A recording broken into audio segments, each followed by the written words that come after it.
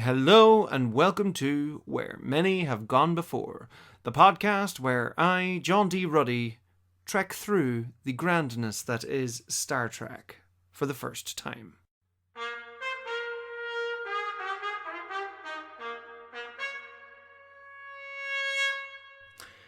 So, this is the very first episode, and I suppose I should introduce myself. I am John D Ruddy. You may have seen my history videos. I create the series Manny Man Does History on YouTube, and if you haven't seen them, go and check them out. This is one of those many COVID-19 lockdown ideas. I'm sure I'm not the first person to be starting a podcast amidst the lockdown, but there you go. I thought it would be a fun way to explore Star Trek for newcomers, but also in a way for people who are already very familiar with Star Trek to be able to rediscover it and to be able to watch it through fresh eyes. Like diehard Star Trek fans, I am going to be watching everything. And I know from my own experience, only very recently did I have a friend watch all of the Marvel Cinematic Universe. She had never watched them before, and I was kind of living vicariously through her, because just getting her gut reactions and not only that, but I had given her a different viewing order to watch it rather than release order, and it's not 100% chronological, but it's I think it produces the best story, but we can talk about that somewhere else. But yeah, so I hope to watch 3 episodes per episode, if that makes sense. 3 episodes of Star Trek per podcast episode. And I will be talking with various guests about this. In the first couple of episodes, at the very least, I will be talking with the great Michael Leddy, who is very knowledgeable about Star Trek, very knowledgeable about TV. He has an immense collection of videotapes, of DVDs, of so much 1970s, 80s, 90s television, and is just a memory bank of information. So I'm very much looking forward to introducing you all to Michael. So I suppose I can give you some of my sci-fi credentials, because although I have not necessarily seen much Star Trek, I am a massive science fiction fan. I suppose when I was a teenager, I was a I wasn't a Star Trek person. I was a Star Wars fan. I was a teenager during the 2000s, early 2000s in particular. So it was a good time to be a Star Wars fan, because the prequels were coming out and I was the perfect age for the prequels. Like I was 10 years old when Phantom Menace came out, so I was able to actually enjoy it as a child. And again, Attack of the Clones came out when I was 13, perfect age for that movie. And then Revenge of the Sith came out when I was 16, again perfect age. It was fantastic. And while doing that, I collected the official Star Wars fact file, so I immersed myself in the expanded universe. Now unfortunately it takes me ages to read novels. So I didn't actually get reading a lot of the Star Wars novels, but the Star Wars fact file allowed me to get essentially the cliff notes of what was happening, and it also inspired my love of history. Even though this was a fictional history, that was another inroad. So yeah, so I have always more so been a Star Wars fan, even so much, during the teenage years, to be actively going, ugh, Star Trek. Why would I get into that? Even though, there were on occasion things that I was curious about. But yeah, I never really got into it. So I thought now is the perfect opportunity to look into it. On top of my science fiction credentials, I have been a Doctor Who fan in the past, but I haven't watched it since David Tennant finished up, but I do enjoy that science fiction.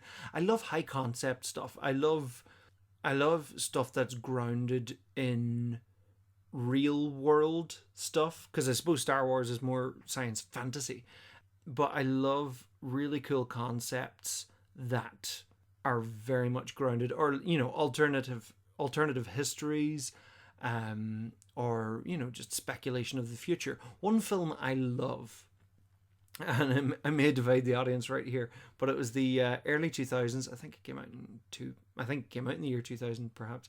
Was that version of The Time Machine. I loved just the sequence of time passing as he gets clunked in the head, and we see time pass around him. I've always been curious about that, and I always love how science fiction always, or at least good science fiction, informs us about the time in which it was written, but at the same time can be applicable beyond that time. So I'm very much looking forward to, particularly the original Star Trek, it coming out of the 60s, coming out of the 1960s America, right in the middle of the Cold War, only a couple of years after the Cuban Missile Crisis, all of these kind of things. I'm really curious to see in what ways that will spill into the text of Star Trek. For example, looking at The Time Machine, how in the 2000s version, the big disaster that happened in the future was, what was a demolition project gone wrong up on the moon, which ultimately wiped out most of humanity. But in the, I think it was 1960s version, it was a nuclear holocaust, because that's what people were terrified about. Whereas in the 2000s, people were like, no, the only thing that can stop us now is human progress. And then 9/11 happened, and everyone was right back to, oh no, it's the terrorists. The terrorists have done something to kill us. If they were to make The Time Machine in 2003, it would probably be some terrorist biological thing that wipes out humanity, or just straight out a nuclear holocaust again. But yeah, so I'm very much looking forward to that. So my prior knowledge of Star Trek, shout out to the Potterless podcast for this, because I suppose that has in a lot of ways been an inspiration for this podcast, living vicariously, listening to Potterless podcast, reading Harry Potter for the very first time. It's an opportunity for myself to experience it. So one of the things that they do in the very first episode is to lay out what prior knowledge they have. So my prior knowledge of Star Trek. So being a science fiction fan, I have not been immune to knowledge of Star Trek. I have seen a couple of Star Trek films, and I have seen various episodes here and there, but not in a linear fashion, not in a kind of direct semblance of meaning and going, right, I am going to watch Star Trek. If it was on and it kind of caught my attention, I would check it out. So regarding the first, the original series, I mean, I am familiar with the characters. They're cultural icons. I'm familiar, with Captain Kirk and Bones and Spock and Uhura and Scotty. They're there. Although interestingly enough, so I saw I have seen the first two J.J. Abrams movies, the Kelvin timeline, I believe it's referred to. So I am familiar with the characters via that. of course, they're different interpretations of the characters. So I'm very much looking forward to witness the Shatner in all his glory. And of course, Leonard Nimoy as well. I love Leonard Nimoy. Be he singing the ballad of Bilbo Baggins or being awesome in Invasion of the Body Snatchers. But yeah, so I'm very much looking forward to essentially seeing what all the fuss is about. I am aware of various iconic moments within the original series. I know of Kirk fighting some kind of lizard man in the desert, rocky place. I know he has the Gorgon or something like that. I'm not sure. I am familiar with the music and the duel between Spock and Kirk. And I know that from Cable Guy. As many people would know that moment from Cable Guy, the Jim Carrey movie. So there's that. I am aware of Star Trek being the first show to feature an interracial kiss between Kirk and Uhura. So that's culturally significant, and I'm looking forward to seeing the context of how that happens. I'm also looking forward to, applying a lot of 21st century sensibilities to these 1960s shows, just to see how they've aged well and how they may have not so aged well. I think I know that Captain Kirk is a fairly womanizing kind of a guy, so I'll be curious to see how that translates to a modern audience. What else? All of the classic quotes and misquotes, I'm familiar with, space, the final frontier. These are the voyages of the Starship Enterprise, or whatever it is. To boldly go where no man has gone before. I know that. I know. I was about to say there's something on the wing, but no, that's an episode of, it was either Twilight Zone or Outer Limits, starring William Shatner. Yeah, it's all the classics. Beam me up, Scotty, even though he never actually says beam me up, Scotty. I just can't do it, Captain. She doesn't have the power. And again, I'm getting this from Jim Carrey from Ace Ventura. Live long and prosper, of course, and the Spock hand sign as well, and it was the Vulcan, not the Vulcan mind trick, that's the Jedi mind trick, the Vulcan death grip or something to that effect. That's just a lot of what I know. I picked up elements of it from I watched The Toys That Made Us, the excellent Netflix TV show, where there are different documentaries exploring different toy lines from history, and Star Trek was one, and I watched it because I was interested in the development of the toys. But yeah, so that's as much as I know, more or less, of the original series. I have not seen the first Star Trek movie, although I am familiar with elements of it. I know that it was trying desperately to both be Star Wars and 2001, but we'll get there. That's a ways down the road. I'm also considering watching the animated series as well, which apparently is a bit like a season 4 of the original series. So let me know in the comments if you think I should watch those as well, because I think that might be a direction I might go. I have seen Wrath of Khan once, and I am very familiar with that scene.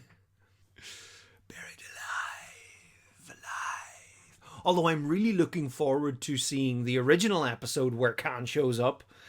Like, there's elements like that, there's things where there's references to things, particularly even in the J.J. Abrams movies. Like, there's references to things that I think I'll appreciate a lot more having gone through the journey, having gone through the trek, shall we say, of watching the episodes. Have I seen? I don't think I've seen any more of the original cast movies. I don't think so. I mean, again, I'm familiar with some of the concepts. I know there's one where they go to modern day Earth, or at least 1980s Earth. I know there's one where it turns out that Voyager 1 was sending a thing, or there's another one where it was like pretending to be God. I mean, and I'm familiar with certain beings, like Klingons and the Romulans and the Vulcans, obviously, but that's kind of as far. Oh, and those guys with the big foreheads, I think, that are in Deep Space Nine.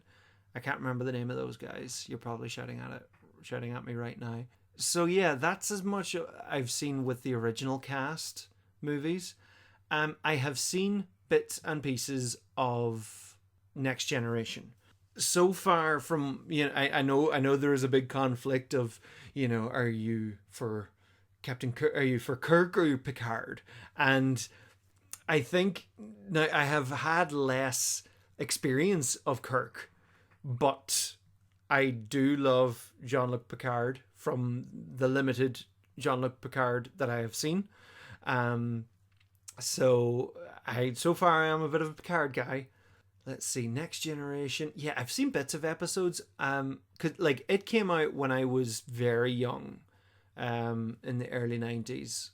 And I remember as a kid seeing it, and I was like, Whoopi Goldberg's in this? Because I was a big fan of Sister Act when I was a kid, and so it was just a novelty to see Whoopi Goldberg in this.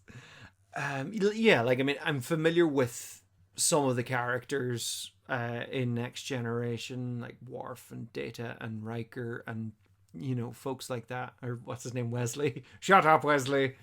I love the video, Make It So. It's the Let It Snow, but they have it Make It So. Oh, the weather outside is frightful, but the fire is so delightful. It's very entertaining.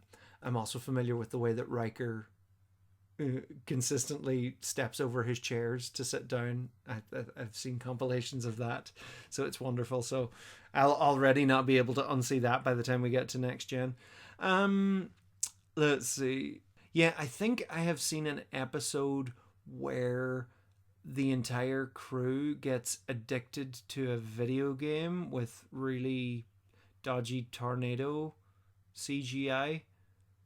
That's as much as I can remember. I'm sure by the time I get there I'll be like, oh wait, I think I've seen this episode, but it's also blurry that most of it is kind of few and far between with what I remember, whether or not I've seen. The movies, the Next Gen, I don't know if I have seen Generations. I mean, I know it's the one where Kirk and Picard meet and Kirk dies terribly. Spoilers. What is it, like he falls off a bridge or something, or not even, like a bridge falls on top of him or something. I don't know. I have seen First Contact. I can't remember a lot about it. I just remember really enjoying it, and I remember actually a lot of a hype being made about it whenever it came out. I remember the lady who played the Borg Queen.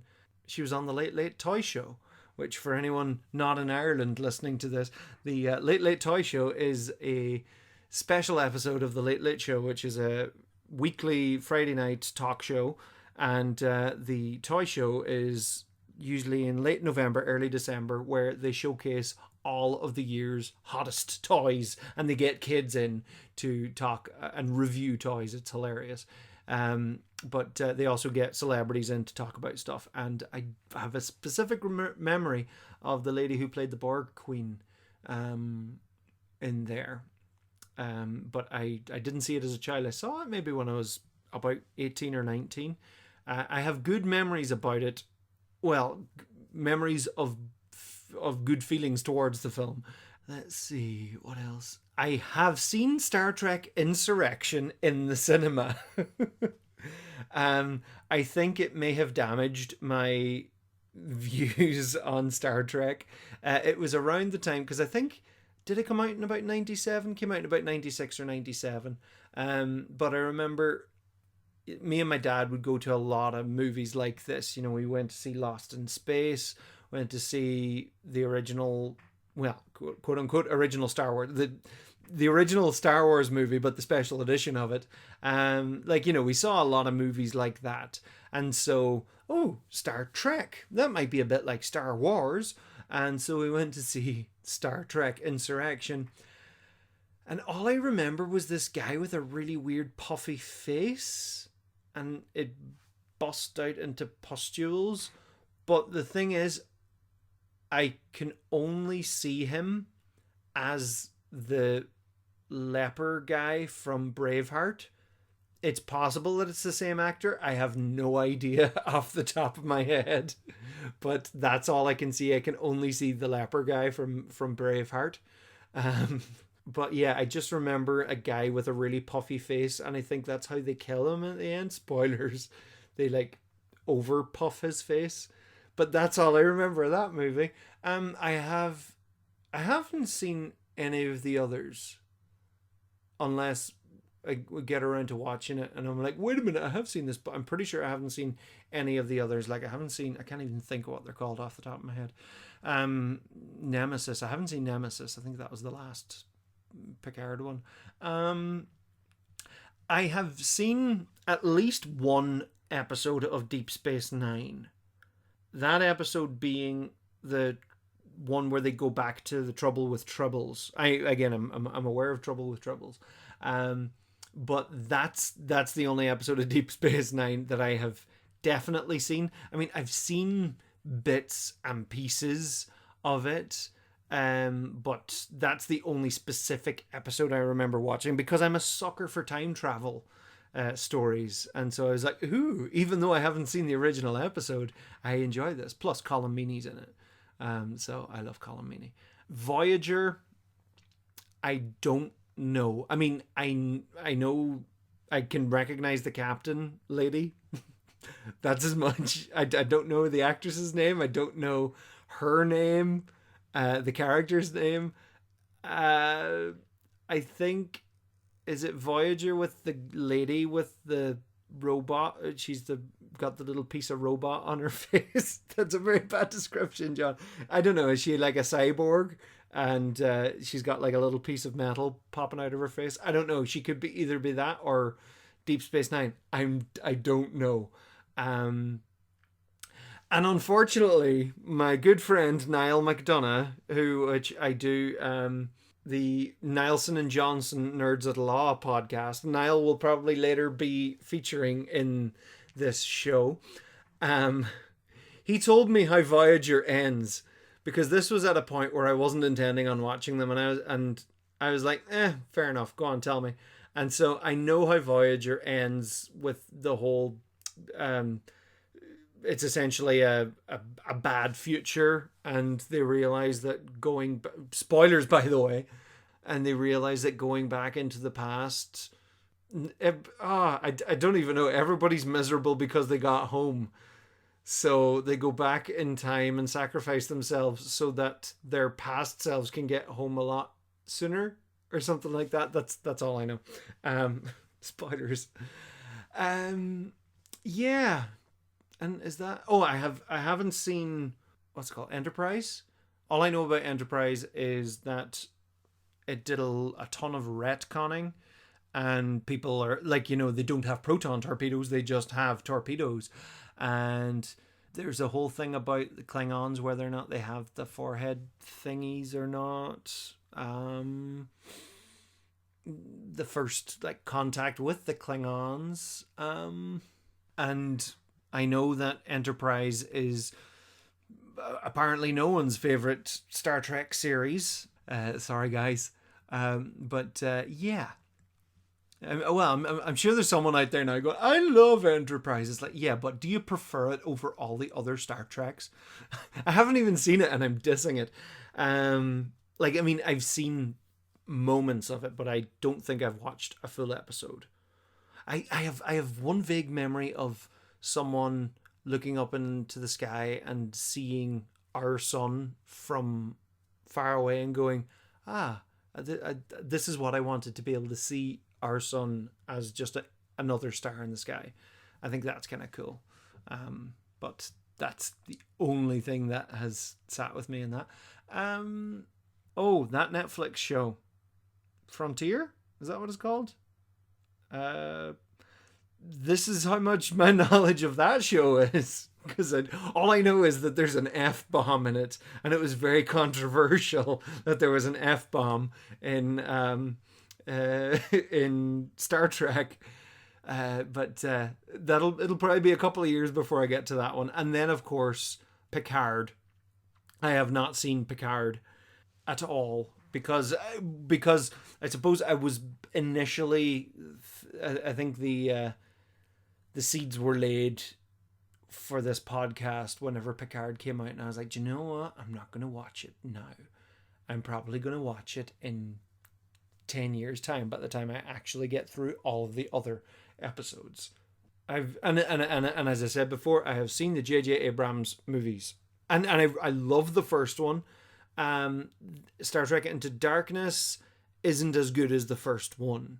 Even as not a diehard Star Trek fan, I find the moment where Khan reveals that he is Khan just falls flat, because only the audience gets the significance of that. I think actually I watched Wrath of Khan just in and around the time I watched Star Trek Into Darkness. It's like, my name is Khan, and all the other characters are like, so? And then later they talk to Spock, and he's like, oh no, not Khan. He's bad. But apart from that, that is all I know. So this first episode is just a briefer version of what the full episodes will be. But this is just an introductory taste of what Where Many Have Gone Before will be. If you would like to support this podcast, you can do so by supporting myself, John D. Ruddy, on Patreon. Go over and you'll not only be supporting this podcast, you'll be supporting various other podcasts, and indeed my YouTube history series, Manny Man Does History. So head on over there. There's loads of fun rewards, which you'll be able to get your hands on. And you can follow me on Facebook, Instagram, and Twitter. And indeed YouTube. Go and subscribe on YouTube. Why not? To both channels, John D. Ruddy and John D. Ruddy Does Stuff, where I have some less history related stuff on there. But yeah, for now, folks, this has been the first episode of Where Many Have Gone Before. And I hope to join you for many's a more trek to come.